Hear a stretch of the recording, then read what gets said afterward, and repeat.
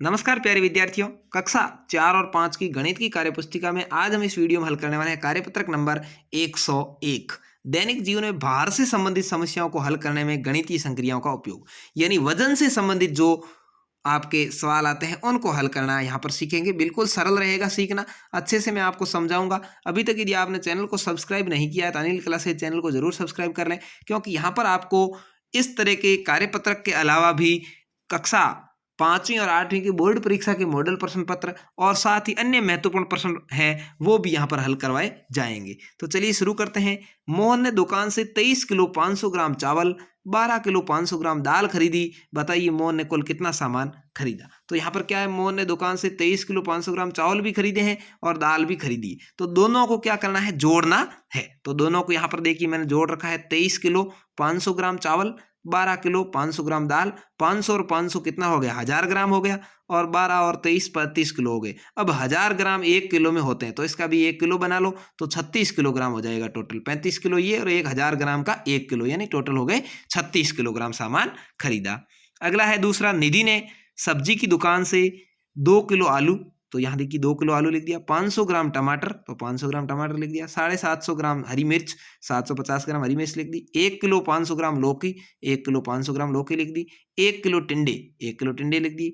कि सब्जी खरीदी तो बताइए निधि ने कुल कितनी सब्जी खरीदी। तो यहाँ पर अपने को जोड़ना है, देखिए 2 किलो, फिर यहाँ पर 1 किलो है, इसको जोड़ दो 3 किलो, फिर 1 किलो, इसको 4 किलो, तो 4 किलो सीधा सीधा हो गया।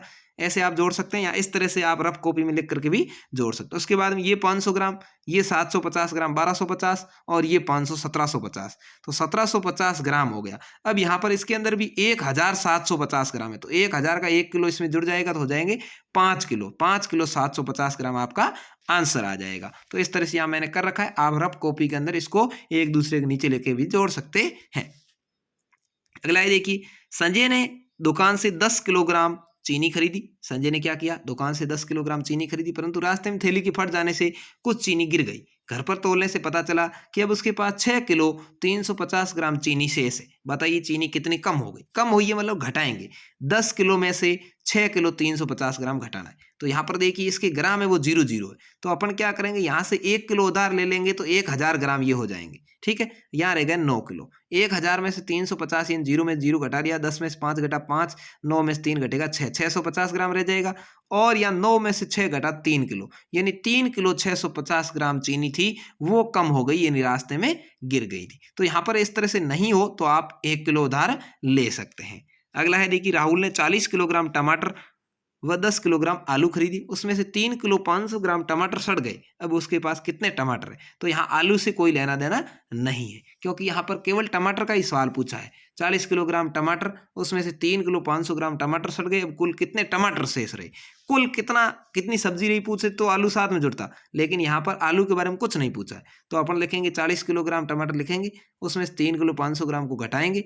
यहाँ 500 नहीं घट रहे हैं क्योंकि ऊपर 00 है, 1 किलो उधार ले लेंगे, यहाँ 39 किलो रह जाएगा, 1000 ग्राम हो जाएगा। 1000 ग्राम में से 500 ग्राम गया, पीछे रहा 500 ग्राम, और 39 में से 3 घटा दो 36 किलो, यानी 36 किलो 500 ग्राम टमाटर शेष रहे। पांचवा है, एक पैकेट में 500 पापड़ आते हैं, 15 पैकेट में कितने किलोग्राम पापड़ आएंगे। 500 ग्राम को 15 से गुणा करेंगे तो हो जाएगा 7500 ग्राम, और उसके अंदर 1000 का भाग देंगे तो 7.5 किलो, यानी 7.5 किलो पापड़ हो जाएंगे। ठीक है, अगला है छठा, 2 किलोग्राम टमाटर 60 रुपए के आते हैं, तो 5 किलोग्राम टमाटर कितने का आएंगे। पहले 60 में 2 का भाग दो, 1 किलो का पता चल जाएगा 30 रुपए। अब 5 किलोग्राम पूछा है तो 5 का 30 से गुणा कर दो, 150 रुपए हो गए टोटल। ठीक है, तो इस तरह से आपको गुणा भाग की भी ध्यान रखना है। अगला है, विद्यालय में पोषाहार के लिए एक बच्चे के लिए 150 ग्राम आटे की रोटी बनाई जाती है।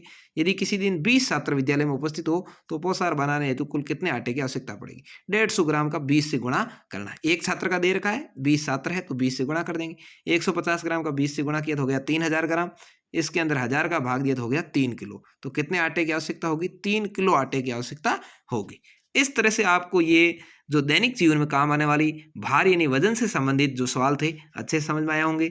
वीडियो को लाइक शेयर करें, चैनल को सब्सक्राइब करें, अच्छा लगा तो अपने दोस्तों तक जरूर शेयर कर दें। धन्यवाद।